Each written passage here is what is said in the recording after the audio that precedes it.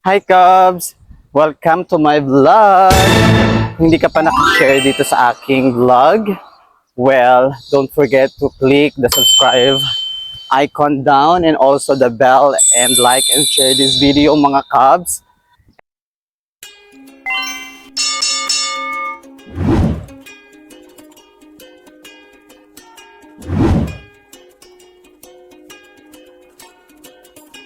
Hi Cubs! In this video mga Cubs, kung mapapansin nyo is tanghalin tapat, yes. Actually, maganda tong vlog na to because today is the first day of my work in Elevation Burger as being TSL! Yeah, TSL as in Training Shift Leader. Yup, mga Cubs, na-promote po tayo yesterday. Na-promote tayo bilang TSL. Masaya ako kasi this is the first time na mangyari sa aking life ito, mga Cubs. Kaya napakaganda. Napakasarap pala no sa feelings na na-appreciate yung effort mo, yung work mo. And then again, dahil naman to sa dedication ko din naman sa work. Hindi ko naman tinataas yung sarili ko, but this is me eh. Masaya talaga ako sa work ko sa Elevation Burger. And then this is the thing also that I always share to everyone, especially those people na natitrain ko. Enjoy nyo yung work nyo while working in Elevation Burger. Kasi ang sarap. Ang sarap mag-work na masaya. Di ba mga Cubs? Hi! Ngayon, 11:30 in the morning. Ang oras natin ay 2 p.m. Napakaaga natin dahil pupunta muna tayo sa Pahil. Mag-withdraw muna tayo dahil kailangan natin magbayad. Tapos, tingnan natin kung may time pa tayo para kumain sa Pahil. So, after nun, tapos pasok tayo diretso. So, mainit ngayon dito ha. Wala akong payong. Hindi pa ako nakakabili ng payong. Sanay naman ako sa ganitong eksena ng buhay mga Cubs. Hindi na sa akin bago to. At di naman ako ganun ka-artihan sa balat. Buti na lang pinanganak talaga akong fresh. Wow! Ayun ang maganda dito sa Kuwait, mga Cubs. Especially dyan sa Pinas. Kung gusto nyo mag-abroad, try nyo din dito sa Kuwait. Kasi hindi ka nila pinapakalaman dito. Nakakapag-vlog ka ng maayos. Unlike sa ibang country like dun sa Taiwan, ngayon trending, most of the vlogger na de-deport. Here, hindi naman nila pinapakalaman. And besides, my company is also good. Tintindihan nila itong pag-vlog ko. Basta, iaalain ko pa rin naman yung rules and then yung, alam mo nyo, yung under the company rules. Kailangan ko pa rin yung respeto. Mainit ngayon ha? Okay. So ano ba yung paghahanda ni Cubs since na today is the first day of my works being TSL? Well, nagdala ko ngayon ng isang book, ng isang notebook and then isang pen. Kasi I need to help myself to learn. So, ang isang strategy ko to learn fast and then to be equipped pa pagdating sa knowledge sa work, kailangan ko talagang i-take down notes sa everything na ituturo sa akin. I don't know ha kung ganito rin kayo. Hindi ko naman nilalahat dahil may nakalala din naman ako na hindi naman kailangan ng notebook and then hindi na rin kailangan mag-take down notes. But they are really good in memorizing. They are really good in practical. But for me, since nakilala ko naman yung sarili ko, kinakailangan ko talaga yung book na yun mga Cubs. Kaya nagdala ako. And then lahat ng tuturo sa akin, sulat ko doon. And then tulungan nyo ako lagi. Lagi nyo akong i-reminds mga Cubs na mag-review. Alam nyo naman si Cubs nyo is pabida lang. Ibig sabihin, hindi naman talaga ako ganun kagalingan, especially sa pag-i-English. Eh dahil bida-bida tayo, pinipilit natin itawid kahit hindi naman na dapat itawid o kahit mali-mali na tayo. Hindi po pwede. Pilipino tayo eh mga Cubs. Pinoy tayo eh, di ba? Yan, malapit na tayo dito sa may place kung saan pwede ako sumakay ng bus going to Pahil. And also pala, yung bus pass pala natin na KPTC, today is the last day. Ibig sabihin, hanggang ngayon ko na lang yun pwedeng gamitin at expired na siya. So, i-renew ko pa ba siya?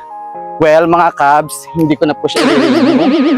Kahit na makasave ako, hindi ko na siya i-renew kasi ang style ko ngayon doon sa Albida, kung ano na lang bus ang dumating, yun na lang yung sinasakyan ko. Halimbawa, especially pa uwi.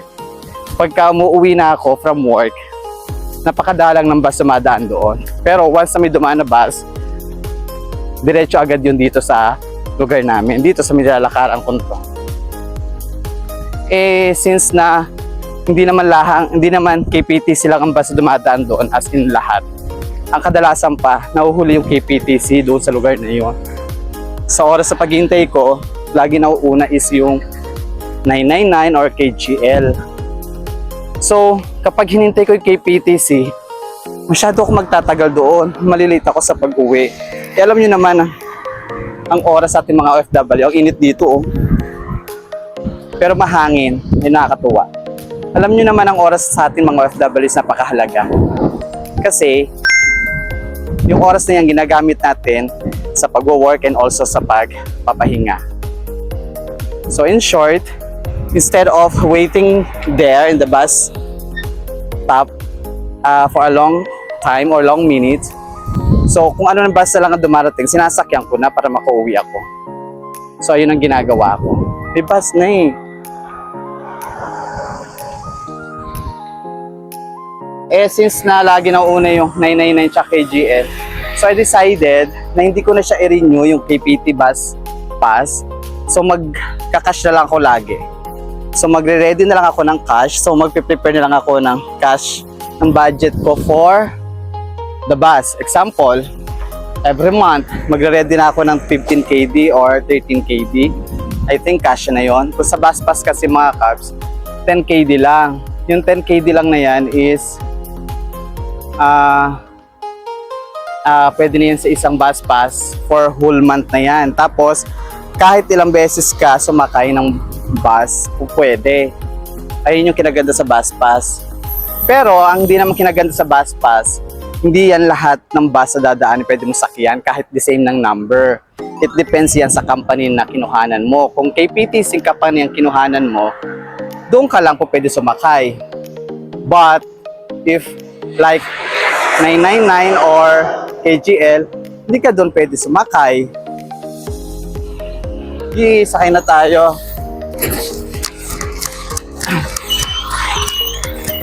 Dito tayo, sakay tayo. Thank you. Bayad tayo ng atin. So papuntang Fahil, I think Ruba lang naman yun. Pinaka minimum na to. Bro. Ay, sorry.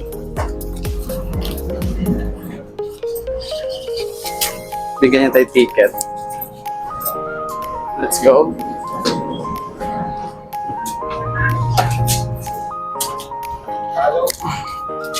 Sakay na tayo mga Cubs.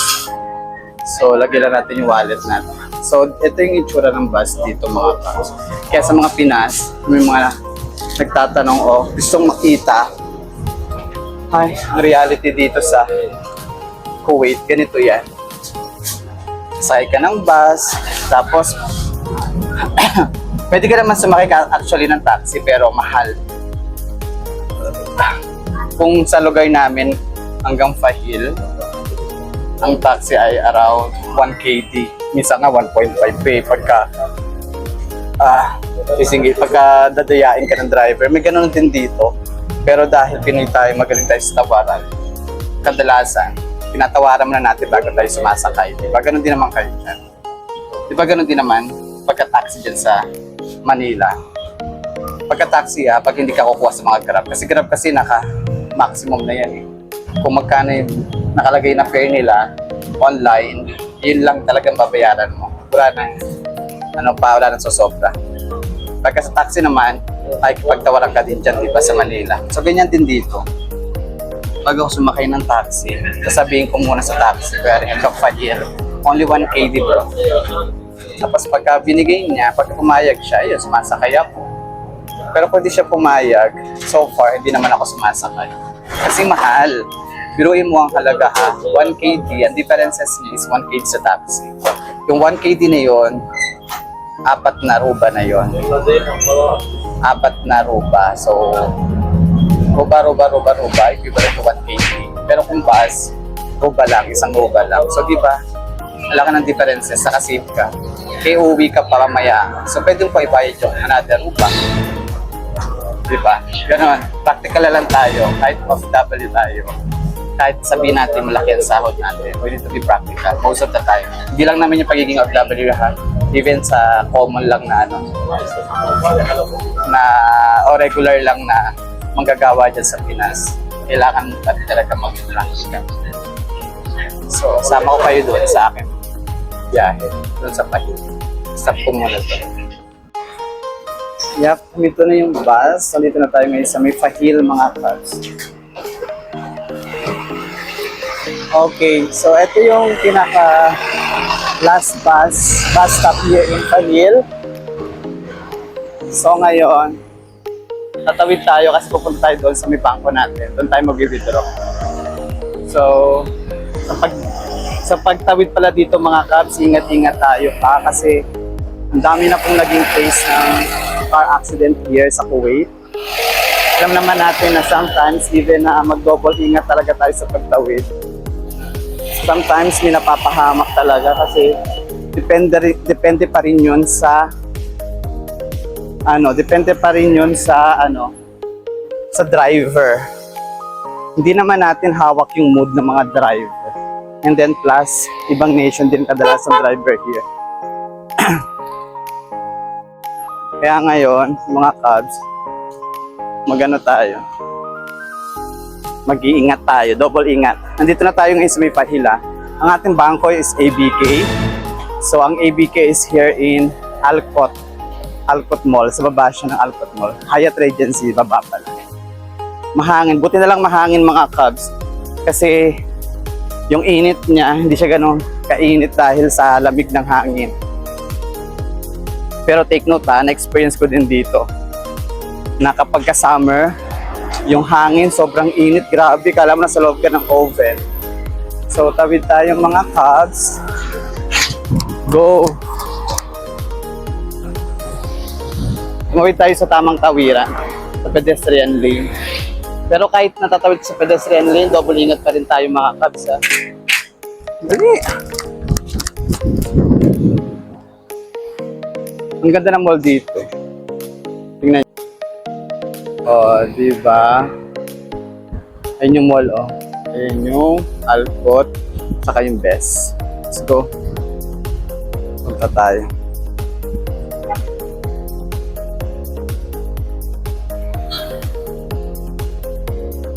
Dito lang tayo sa may alley. Dito tayo mag-withdraw. Tapos, ang dami. Sa loob. Patayin ko muna yung video ko, Cubs, kasi mag-withdraw tayo. Wait lang. Hey mga Cubs, tapos na tayo mag-withdraw. So, 12:10 na kasi mga Cubs, so I think wala na tayong time para kumain pa. Kasi malilate na tayo. So, gagawin na lang natin, pupunta na tayo sa bus stop, pero dito ako dadaan sa may old bazaar nila o old market ng Kuwait here in Pahil. So itong bazaar na to is matagal na to actually. And then madami ditong bilihan. Pagka pupunta ako dito, para siyang palengke. Maraming murang bilihan dito. Yan o, bazaar. Pasok tayo sa loob. Pero itatapat ko lang sa akin kasi doon. Maraming tao dito. So, mga Cubs, dito ako sa loob ng bazaar. Dadaan tayo ngayon dito sa dito sa may bilihan ng mga hayop. Isa ko kasi ngayon dream mga Cubs. Di ba last year nagkaroon ako ng mga dogs kasi animal lover talaga ako. Ngayon, hindi naman dog ang gusto ko ngayon alagaan. Ang gusto kong alagaan ngayon ay bird. Yes, ibon. Punta tayo dito. Pakita ko sa inyo yung bilihan dito ng mga bird. Ang dami dito mga gandang mga luma, mga lumang mga damit, mga sinauna. Kaso binababa ko lang siya kasi maraming mga local, bawal sa kanila kasi mga picture sa video. Naririnig ko na yung mga ibon, mga cubs. Punta tayo dito. Wow! Ang dami! Wow, daming ibon. Tingnan niya. Mga cubs, ang daming birds. See? Wow. Ang daming birds. Wow. Chup. So nice. Wow, itong hinahanap ko, ganitong bird. Yung inakay. Mga cubs, ganito yung gusto kong ibon. Tanong natin kung magkano to. Kasi gusto ko ngayon mag-alaga mga cubs ng ibon. Tapos yung ibon na yan, papalakihin ko. Gusto ko ako yung magpapakain. Kasi ang ibon kasi pagka ikaw ang nagpakain, parang tao din yan. Mapupunta sa iyo yung loob nila, sa iyo, parang feeling nila ikaw yung kanilang parent. So, dahil mahilig ako sa ibon, ayan. Literal nating ibon, hindi ibon na kung ano-ano. Wow, ang cute niya. Magkano kaya to? Bro,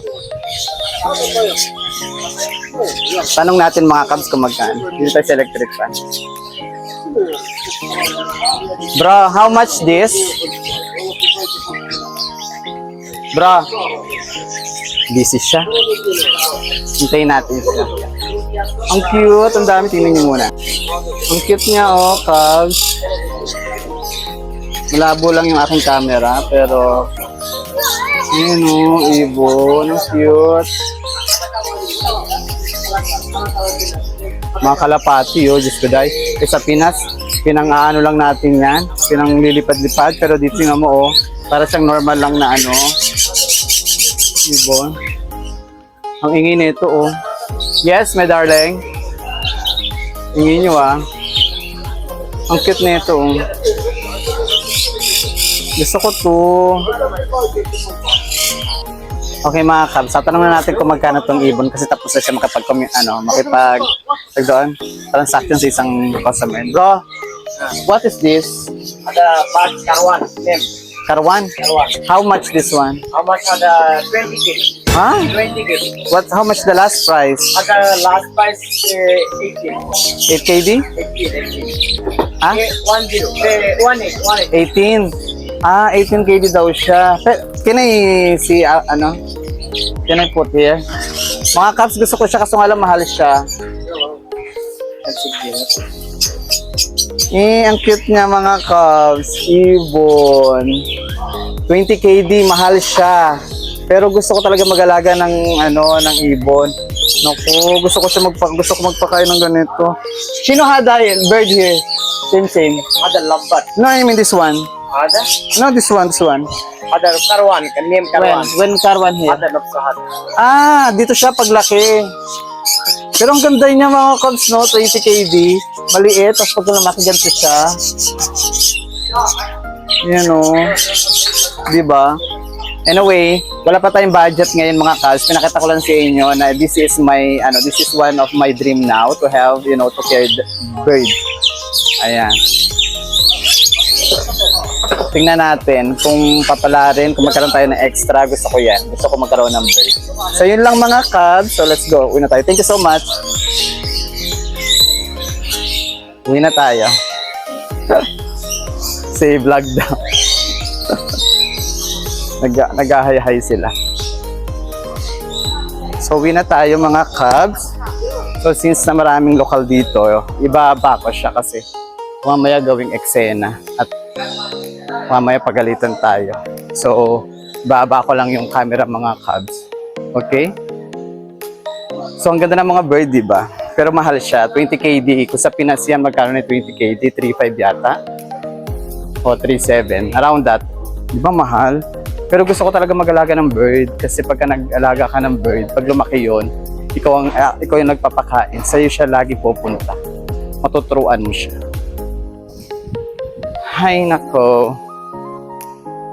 Let's go. Punta na tayo ng bus stop mga cubs dahil papasok tayo. Double ingat tayo sa pagtawid. Pinagpapawisan yung likod ko mga Cubs. Dito tayo dito sa may taas. Dito tayo magdaan. Kaso sarado din. Ito yung Fahil area ha, Fahil area. Marami din naman bilihan dito, meron din naman dito mga kainan. Makikita ka rin dito ng Jollibee, ng McDonald's, sa may seaside naman yun. Saka bilihan ng mga fresh na mga isda, mabibili mo din dito yan. Yan. Pasok na tayo. Alam nyo mga Cubs, siningal ako.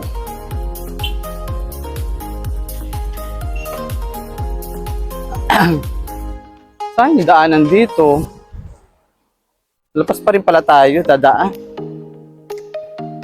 Mainit nga lang mga Cubs ha, dala kayo ng ng payong, and then don't forget also to put some of tag doon, sunscreen sa balat mo.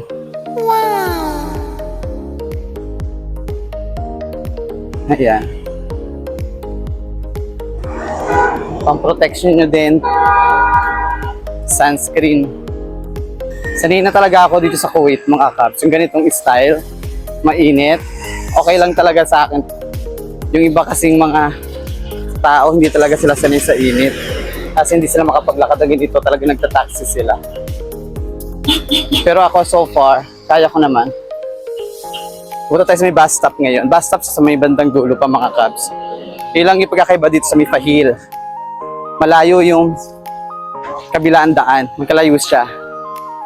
Kaya mag-e-effort ka pa talaga maglakad doon sa may dulo pa. Pero habang lalakad ka, marami ka na din na mabibila. Hay, bili kaya tayo ng avocado shake. Gusto ko rin avocado dito.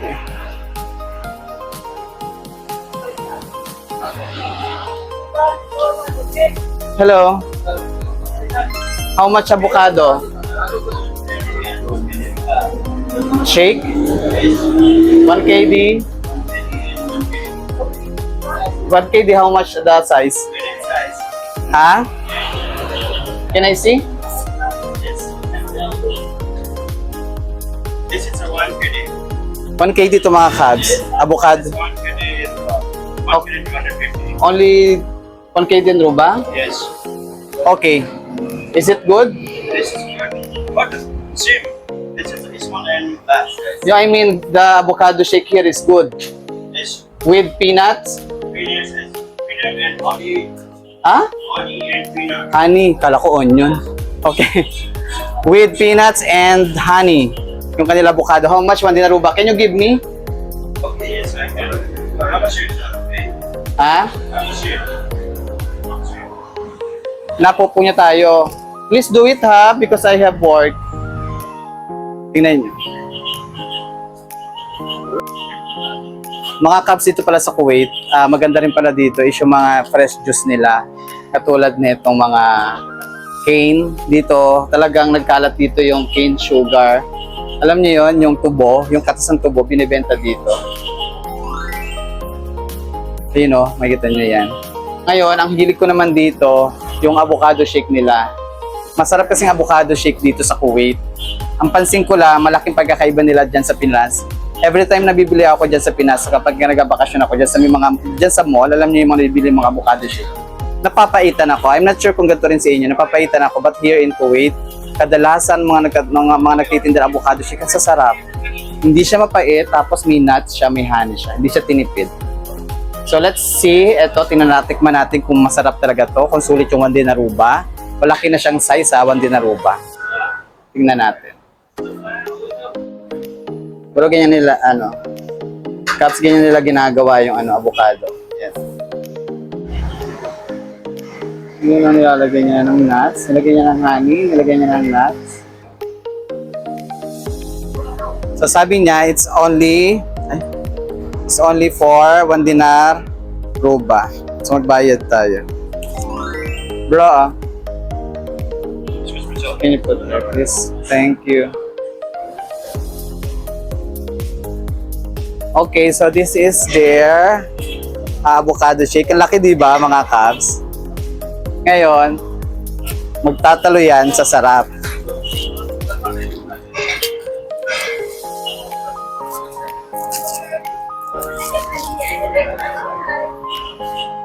Tikman natin.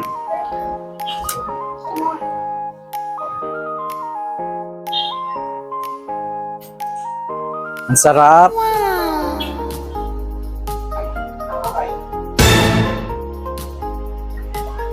Bro, thank you. It's good. Sarap, mga kabs.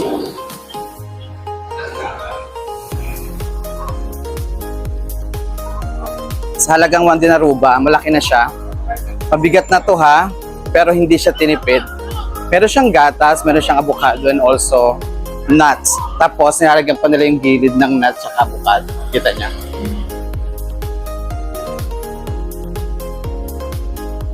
So it's really good in the weather now. Mainit-init na mahangin, so mag-shake tayo. Next time, iba-vlog ko ng mga cabs yung mga fresh, ano nila, tag doon, mga fresh drinks sila. Katulad ka sinabi ko kanina yung cane, yung tubo. Minsan order tayo nun, kasi hindi ko pa natitikman yun eh. But for now, try this avocado shake here in Kuwait. Ang sarap. Matitikman mo yung nuts, nakakagat mo siya. Yeah, malapit na yung bus stop. Thank you, Lord. Busog na ako dito pa lang. May break naman tayo later, kaya hindi na ako nananghalian kasi wala din naman tayong time. Ano tayo? May lilim naman. So, nandito na tayo sa may bus stop. Hanap na lang tayo ng number 999. 999 na bus para makapasok tayo doon sa Albida, sa may Salwa. Salwa area ang ating store. Hintayin na lang tayo ng 999 here. Upo muna tayo. Okay mga kabs, so maghintay na ako ng bus here. So, pasok tayo sa may Albida. So far, nakabili tayo ng avocado shake. Okay, bye-bye. Thank you so much for watching.